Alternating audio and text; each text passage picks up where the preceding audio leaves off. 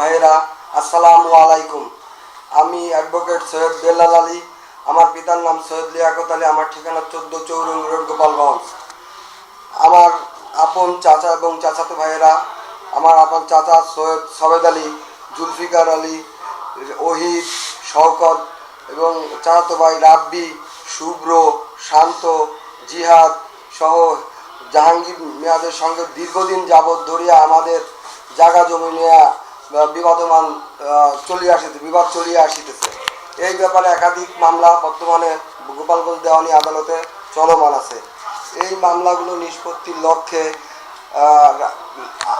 রাব্বি আমাদের জেলা আইনজীবী সমিতির সভাপতি এম নাসির আহমেদ সাহেবকে অনুরোধ করিলে নাসির আহমেদ সাহেব গত 2/5/2024 তারিখে সালিসি দিন নির্ধারণ করেন। উক্ত 2/5/2024 তারিখে যথারীতি 3টের সময় সালিস শুরু হয় এবং ওখানে উপস্থিত ছিলেন এম নাসির আহমেদ সাহেব, অ্যাডভোকেট কাজী আবুল খায়ের সাহেব, অ্যাডভোকেট আজিজুল ইসলাম সাহেব, advocate Sajalkanti Biswas, advocate Riazuddin, advocate Sekendar Ali Makdu, advocate Sajjadul Islam Ripon. এবং সালিশ চলাকালীন সময় ওই 3:30 দিকে হঠাৎ করিয়া এই যে সৈয়দ সবেদ আলী অ্যাডভোকেট সজলকান্তি বিশ্বাসের উপরে রেগে যায়, তাকে নিগৃহীত করে। পরবর্তীতে ওরা ওইখান থেকে হইচই করে এবং আমাদেরকে খুব উচ্ছৃঙ্খলা আচরণ করে এবং ওই সভাপক্ষ থেকে চেঁচামেচি শুনে অন্য আইনজীবীরা চলে আসলে ওদের বেরিয়ে যেতে বললে, যাওয়ার সময় আমাকে এবং আমার বড় ভাই সৈয়দ বিপ্লব আলীকে হুমকি দিয়ে বলে, তোরা তোদের চৌরঙ্গিতে অবস্থিত সম্রাটের সুজের দোকানে আর তোদের দেখে নিচ্ছি কি তোদের লাশ, তোকে মেরে আমি ঘুম করে নেবো। প্রিয় সাংবাদিক ভাইরা, এরপর কিছুক্ষণ পরে আমার বড় ভাইয়ের মোবাইল ফোনে আমাদের কর্মচারী আতিক ফোন দিয়ে বলে যে, ভাইয়া আমাদের দোকানে ওরা এসে লুটপাট করতেছে এবং আমার দোকান ভাঙচুর করে মালামাল নিয়ে যাচ্ছে।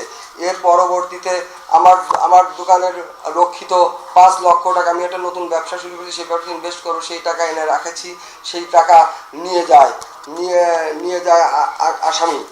এরপরে আমার দোকান ভাঙচুর করে আমার গোডাউনে যায়। আমার গোডাউনে মালামাল সব ভেঙে চুরে তছনছ করে আমার ঘরের দরজা পর্যন্ত ভেঙে, ফ্রেম সব ভেঙে নিয়ে যায়। ভেঙে করে আমার 10 লক্ষ টাকার উপরে ক্ষতি সাধন করে এবং আসামিরা লুটপাট করে যায়, ক্ষান্ত হয় নাই। এরপরে ওরা আমার দোকানে তালা মারি দেয়। এই খবর মোবাইলে আমার বড় ভাইয়ের কাছে বলা পরে আমি বড় ভাই দ্রুত ঘটনাস্থলে ছুটে যাই।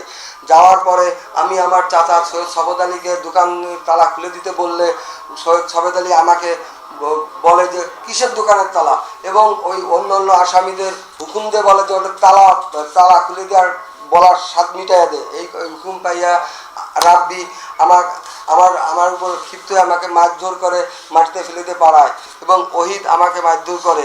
এই দেখে আমার বড় ভাই আসলে আমার বড় ভাইকে আসামি শওকত মারধর করে।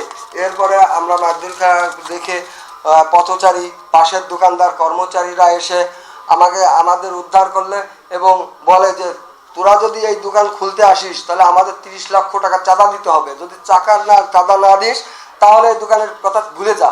এই বলার পরে আমি নিরীহ হয়ে অনুপায় হয়ে কোনো হতভম্ব হয়ে যাই। হতভম্ব হয়ে কিছুক্ষণ পরিবারের সঙ্গে কথাবার্তা বলে থানায় যায় আমি একটা এজাহার দায়ের করি।